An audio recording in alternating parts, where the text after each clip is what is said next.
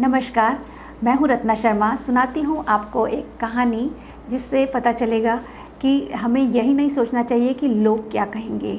एक बार एक पिता और पुत्र दोनों जाते रहते हैं और उनके पास एक घोड़ा होता है। तो वो दोनों घोड़े को अपने साथ लेकर चलते हैं। तो पिता बोलते हैं अपने पुत्र से कि बेटा आप इस घोड़े पे बैठो, मैं आपके साथ चलता हूँ पैदल। और पिता घोड़े का लगाम पकड़ के पैदल चलने लगे और जो बेटा है वो घोड़े पे बैठ गया। कुछ दूर पहुंचने पर किसी ने उनसे कहा कि कैसा मूर्ख बेटा है, पिता पैदल चल रहा है और ये घोड़े पर बैठ गया है। इसका तो ये होना चाहिए कि पिता को घोड़े पर बिठाए।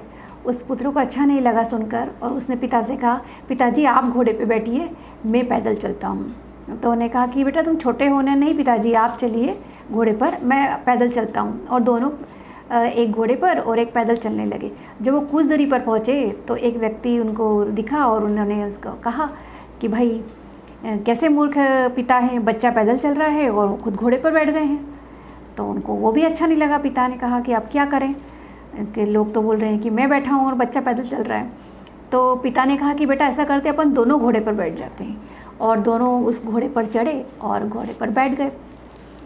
अब घोड़े पर बैठ गए और थोड़ी आगे गए तो किसी ने उनसे कहा कि बेचारा घोड़ा अकेला और उस पर ही दो दो लोग बैठ गए, दोनों का वजन संभाल रहा है वो।